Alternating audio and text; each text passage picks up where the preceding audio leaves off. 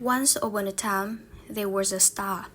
She was shining, loved, admired, and celebrated. But one day, that star fell from the sky, and for a time, it lived among ordinary people. It was, unfortunately and fortunately, the beginning of a new journey.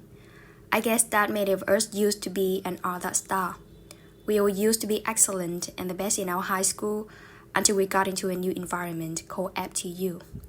Success makes you feel like the rules don't apply. It's exhilarating until it isn't. We were all exceptional first. All the rules didn't apply to us, but when we got into THIO, that wasn't the case anymore. Let's make it a little bit more personal. When I got into THIO, it was wonderful at first. I made new friends and enjoyed a free new life. However, the fun didn't last long. I didn't see myself as good as I was. I was trapped in what's called peer pressure. Seeing other people having found themselves and made some milestone, it was terrible for a girl that had just turned 18 like me. A girl who had got used to being the best and received all the compliments and spotlight. The spotlight fades, the applause quiets, and suddenly, I am just me. No titles, no applause, just a person looking in the mirror. I was in the paradox of the question, who am I, and have I reached my potential? I lost my way. The advice I received at that time was doing and trying. I did, but everything was not really favorable. I was lost in another trap, the trap of losing myself. I did everything to call myself, but didn't think of their meaning. I worked, I studied, but I didn't know what they were for.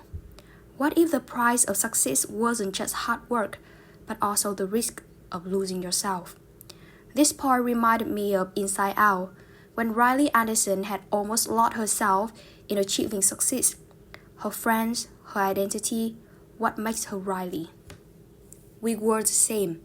We weren't living, we were running from the fear that maybe, just maybe, the star we used to be was gone forever. The scary thing is not about being normal, but about being misunderstood by everyone.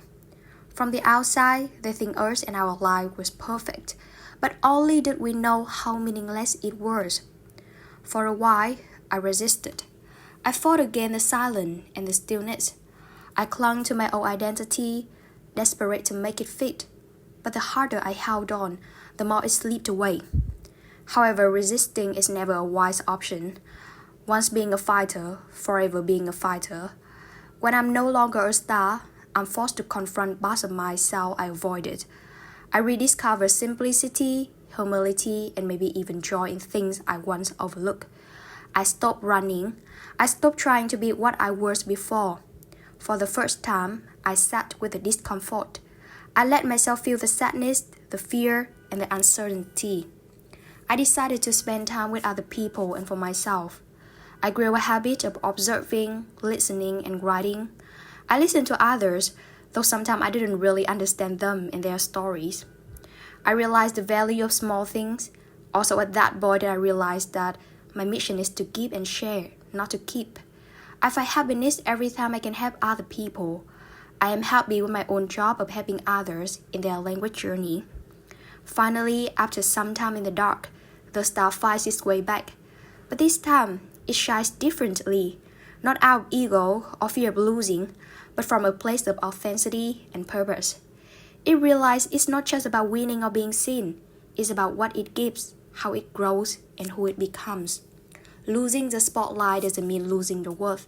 It just gives you a chance to rediscover it in new ways.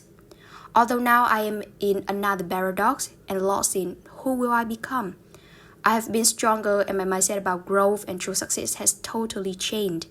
And I hope you, the individuals who are struggling in the growing journey, can keep in mind that we are all stars, but not all stars shine in the same way forever. We fade and fall not because we have to, but because we choose to. That's what I want to talk about success, about losing self, and about the star. Thanks for listening.